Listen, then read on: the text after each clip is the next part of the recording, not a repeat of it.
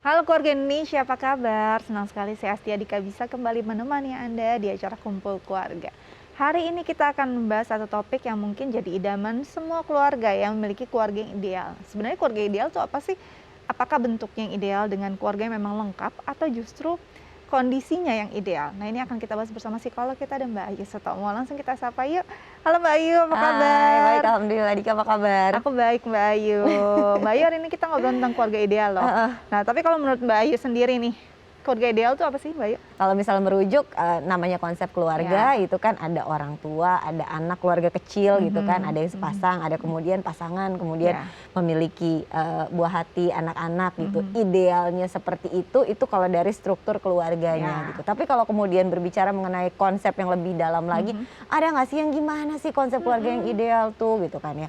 Apakah yang nggak ada masalah sama sekali? Betul. Apakah yang hanya berbahagia terus-terusan saja gitu kan ya? Agak sulit kalau yang itu Mhm. gitu. Mhm. Makanya saya lebih senang membahasnya dari konsep bukan keluarga yang sempurna atau Mhm. keluarga yang ideal, Mhm. tetapi lebih kepada keluarga yang kuat. Keluarga yang kuat. Jadi emang satu konsep keluarga yang dengan kelebihan kekurangannya, dengan bermacam konflik yang ada di dalamnya gitu.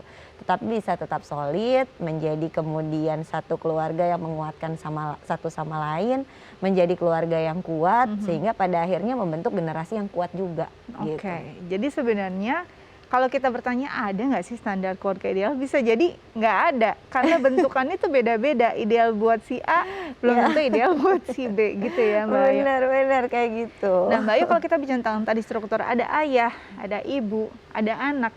Ini kan idealnya ya gitu Heeh. ya, memang kondisi itu seperti itu gitu ya. Tapi apakah anak yang mungkin harus dibesarkan dengan kondisi hanya satu orang tua masih bisa mendapatkan pola asuh yang kuat? Oke, kalau kemudian kita berbicara mengenai itu sangat mungkin gitu kan ya. Mhm. Eee, Mungkin secara struktur tidak sempurna gitu. Mhm. Ada beberapa orang yang harus kehilangan salah satu orang Mhm. tuanya Mhm. atau bahkan kedua orang tuanya, kemudian harus dititipkan ke salah satu anggota keluarganya yang lain begitu Mhm. kan. Kemudian pada akhirnya mendapatkan pola asuh yang bisa dibilang kurang ideal Mhm. begitu. Mhm. Tetapi apakah itu artinya begitu tidak bisa mendapatkan satu pola asuh yang tepat yang Mhm. pada akhirnya menguatkan? Ya terlepas dari mungkin itu pola asuhnya ideal atau tidak, ketika kemudian itu membentuk anak menjadi memiliki tujuan hidup yang baik, Mhm. kemudian memiliki upaya-upaya untuk meraih tujuan hidup itu dengan baik, kemudian dia bisa memberikan pemaknaan yang positif terhadap Mhm. hal-hal yang kemudian datang di dalam dirinya dia, terlepas dari tidak idealnya situasi-situasi tersebut Mhm. begitu kan ya. Itu sangat mungkin untuk Mmm. terjadi begitu. Oke. Nah, kalau kita bicara tadi kan idealnya ya ada orang tua yang lengkap gitu ya, Mmm. ada anak di situ, keluarga kecil, keluarga inti. Nah, saat salah satunya tidak ada, apakah bisa diperankan oleh keduanya, oleh satu orang, atau memang butuh pelengkap sebagai Oke. sosok pengganti? Bisa Ah. itu dari anggota keluarga atau mungkin yang lainnya? Oke, kalau kemudian berbicara mengenai apakah bisa dilakukan oleh satu orang tua Mhm. saja begitu Mhm. kan ya, sangat mungkin gitu, tetapi memang membutuhkan banyak dukungan dari support system Oke. terdekatnya. Kalau Mhm. misalnya masih nggak, mohon maaf misalnya ayahnya harus berpulang, Mhm. sehingga nggak ada, kondisinya hanya ada ibu dengan Mhm. anak-anak. Apakah bisa kemudian ibu menggantikan peran ayah? Bisa, tapi mungkin butuh usaha yang ekstra, butuh kemudian tenaga yang juga cukup besar, butuh fokus yang besar juga, dan Mhm. butuh dukungan dari orang-orang terdekat, Mhm. kakek, om, itu bisa mengambil peran untuk Mhm. kemudian memberikan menjadi role model. Oh, laki-laki itu seperti ini. Kalau Mhm. misalnya kebetulan laki-laki ya. Nah, itu bisa untuk didukung Mhm. untuk kemudian pada Mhm. akhirnya kalaupun tidak sesempurna itu seperti ada ayah dan ibu, Mhm.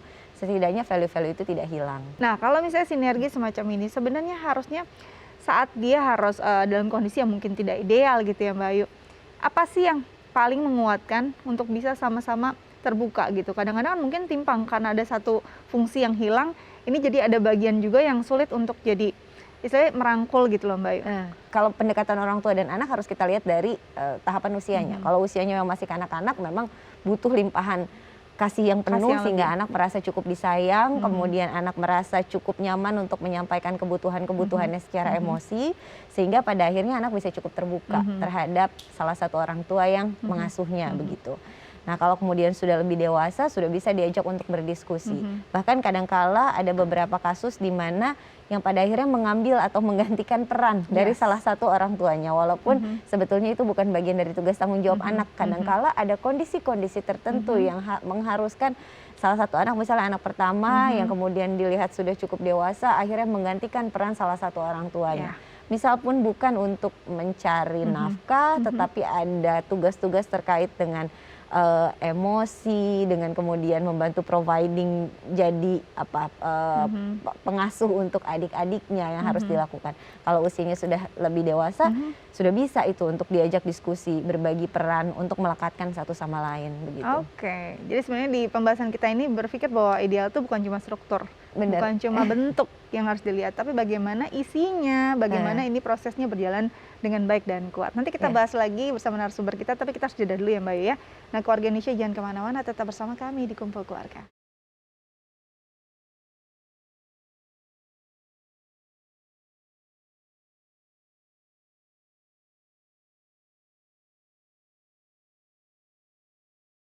Ya, kembali lagi bersama kami di Kumpul Keluarga, masih membahas tentang konsep keluarga ideal, adakah? Nah, ini kita akan ngobrol dengan narasumber kita hari ini, ada Arista dan juga neneknya Ibu Siwi. Langsung kita sapa yuk. Halo Arista dan Ibu Siwi, apa kabar? Halo, alhamdulillah sehat semua. Alhamdulillah.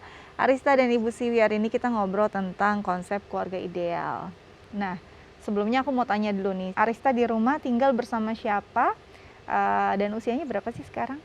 Aku tinggal di rumah itu bersama dengan kakek nenek aku, atau yang biasa aku panggil papa mama. Dan sekarang aku usianya sudah menginjak 17 tahun. Oke, sejak usia berapa sih Arista tinggal sama kakek dan nenek?